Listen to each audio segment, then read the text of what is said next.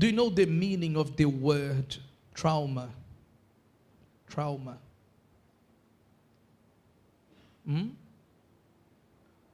It is when something is broken. It is when something is broke. Something broke. It's a trauma. You have a trauma in your head. It's broken. A bone was broken.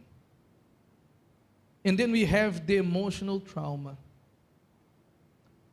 Now, the emotional one is not when the body is broken, but when the soul is what? Broken. And there are many people with an emotional trauma. Their soul is broken and they don't know how to fix. Doctors don't know how to fix a broken soul. There are loads of medication, antidepressants. It's a multi-million-dollar business. And yet, all the medication cannot heal the soul. Makes you feel numb, makes you want to sleep. That's what antidepressants do. Make people want to sleep and get fat. These are the two things it does. Nothing more. Because no medication from man can heal the soul. I'm sure some of you are familiar with the story of Hannah. Who is familiar with the story of Hannah in the Bible? Raise your hands. Some of you are.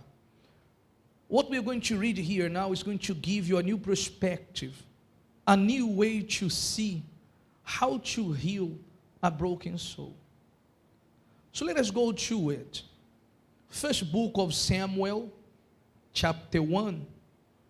In verse 1, the Bible says, "Now there was a certain man from Ramath-Haim, Zophim, of the mountains of Ephraim, and his name was Elkanah, the son of Jeroham, the son of Elihu, the son of Tohu, the son of Zaph, an Ephraimite, and he had 2 wives. The name of one was Hannah, and the name of the other Peninnah. Now Peninnah had children, but Hannah had no children." Just for the sake of saying it, in those days it was customary for a man in those days, a man whose wife could not bear children, to find another woman to bear him children, descendants. Was lawful, but today not so. A man should seek with his wife, and vice versa. So look at the situation here. Elkanah had a wife, Hannah. She could not conceive. Then he took another woman for a wife, Peninnah, and she bore him children. And let us continue and see what happened. This man, Elkanah, went up from his city yearly to worship and sacrifice to the Lord of hosts at Shiloh. Also the 2 sons of Eli, Hophni and Phinehas, the priests of the Lord, were there. And whenever the time came for Elkanah to make an offering, he would give portions to Peninnah, his wife, and to all her sons and daughters. But to Hannah he would give a double portion, for he loved Hannah, although the Lord had closed her womb. And her rival also provoked her severely to make her what? Miserable, because the Lord had closed her womb.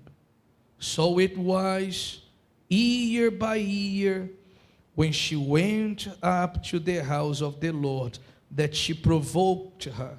Therefore she wept and did not eat. We see here now the misery in a family.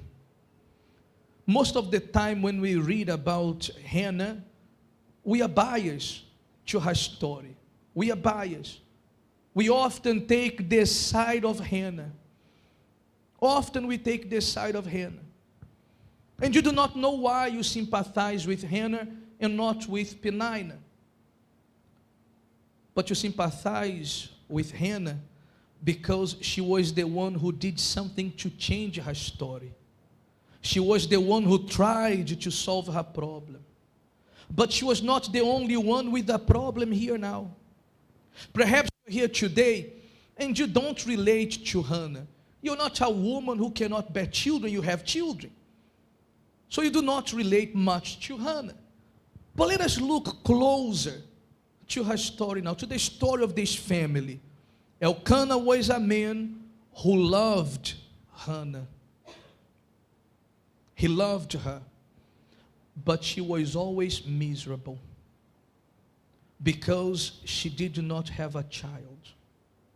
So how do you think Elkanah felt when he saw his wife always miserable? Do you think he felt happy?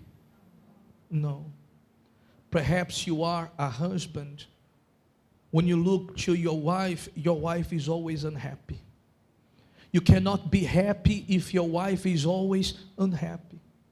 Perhaps you are a father who look at your children and your children are always unhappy. You can't be happy if they are always unhappy. You are a mother who loves your children so much, but your children are always unhappy. Just like Elkanah saw.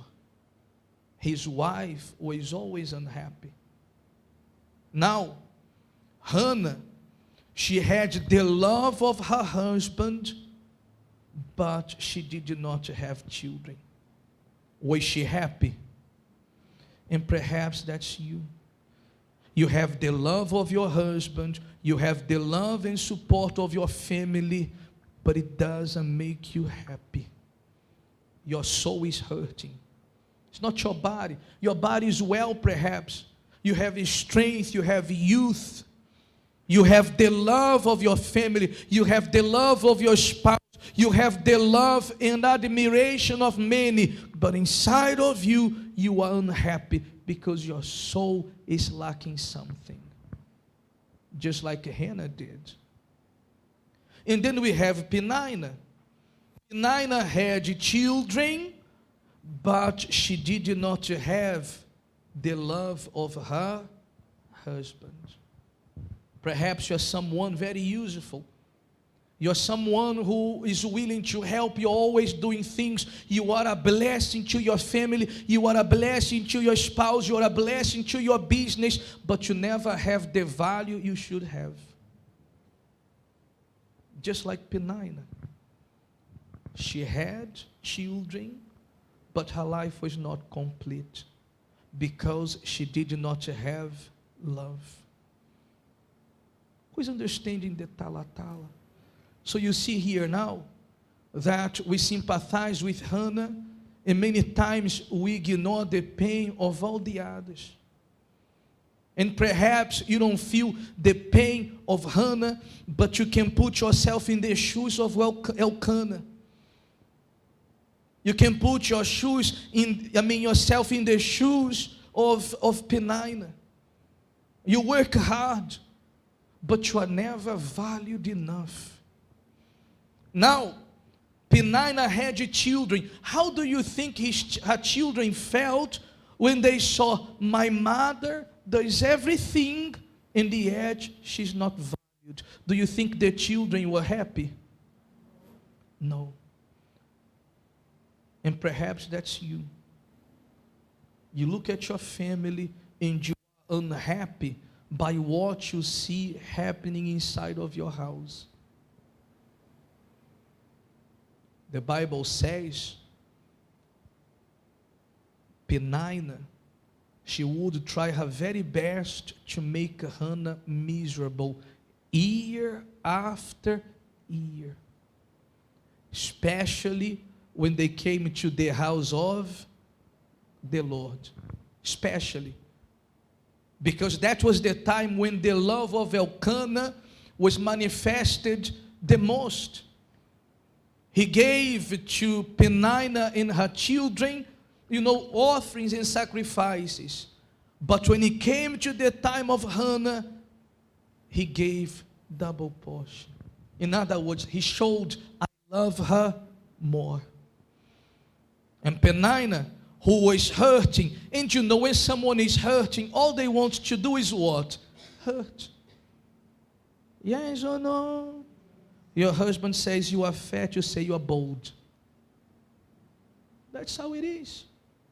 You are hurting, you want to hurt. You go to school, if there are bullies there, young people who bully you, it's because they are hurting. They are hurting and they want you to hurt. They want you to feel their pain. It's not because they are okay. It's not because they are well. It is the opposite. They are unwell. Look at the Talatala. That was the life of Elkanah's family. Everyone was hurting. Elkanah was hurting. Hannah, the wife he loved, but could not bear children, hurting. Peninnah, who gave him children, a few children, quite a few, in the end she was not valued enough. Her children saw the parents' behavior, the mother undervalued, and they were unhappy. Everyone was hurting. Once again, we sympathize with Hannah because Hannah was the only one who took a step towards God to change her story.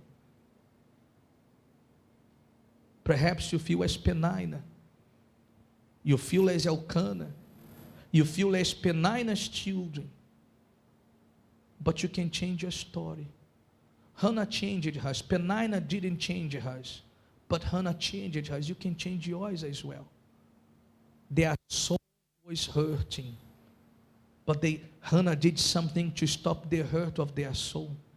And you can do something to stop the hurt of yours as well. When the pain is in the body, we go to the doctors, we use the water of the greatest miracle to heal our pain. How many times I felt pain and I prayed, I used my water, I was healed from the pain myself. But the pain of your soul, the water can't heal. The water is physical. To heal your soul, you need something more. And let us see how Hannah found healing to her soul. Let us continue now. Peninnah was always troubling her because she was lacking the love of the husband. And the Bible says she made Hannah cry, weep every time they came to Shiloh. Verse 8, the Bible says, then Elkanah, her husband, said to her, Hannah, why do you weep? Why do you not eat? And why is your heart grieved? Am I not better to you than 10 sons? So Hannah arose after they had finished eating and drinking in Shiloh.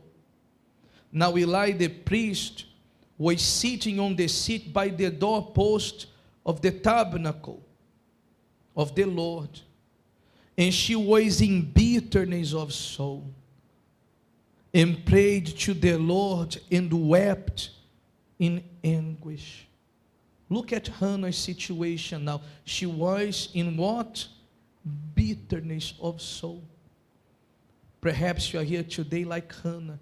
You are in bitterness of soul. Once again, perhaps because you see your family always unhappy. You as a father, you as a husband, you can't take it. You as a mother can't take seeing your children always unhappy, always depressed. No matter what you do, no matter what you give. The depression Hannah was going through was so bad that even when the husband gave her double portion, she couldn't feel happy. That's the sign of depression. Nothing you have makes you happy. No matter what you achieve, you are never happy. She was in anguish and she wept. And the Bible says, verse 11, then she made a vow and said, "O Lord of hosts, if you will indeed look on the affliction of your maidservant and remember me, and not forget your maidservant, but will give your maidservant a male child, then I will give him to the Lord all the days of his life, and no razor shall come upon his head." First step for your soul to be healed. The first step for your soul to be healed, a vow with the only one who can heal your soul. No matter how much Hannah had, she was always unhappy. Elkanah seen her happy. And the more Peninnah made her unhappy, the less Elkanah loved Peninnah. And the children only watching and seeing the disgrace in the family. Once again, why do we sympathize with Hannah? Because she was willing to take an action to heal her soul. In the first action, you come to God and you make a vow. And the Bible continues, verse 12, and it happened as she continued praying before the Lord, that Eli watched her mouth. Now Hannah spoke in her heart, only her lips moved, but her voice was not heard. Therefore Eli thought she was drunk. So Eli said to her, "How long will you be drunk? Put your wine away from you." But Hannah answered and said, "No, my Lord, I am a woman of sorrowful spirit. I have drunk neither wine nor intoxicating drink, but have poured out my soul before the Lord." First step for your heart to be healed, make a vow before whom? God. Second step, pour out your soul. Pour out your soul. Hide nothing from God. Hide nothing from God. Pour out your soul. What has been bothering you? What has been bothering you? She was weeping. She was in anguish. She had no joy. She had no will to live inside of her anymore. You know, when you cry, one of these two things are hurting. Either your body or your soul. How do I know which one is hurting? It is simple. It's simple. If what you are feeling is not a physical pain, because some of us, when we get such a bad pain, we what? Cry. Yes or no? When the pain is so bad, even as an involuntary action, your eyes water because of the pain.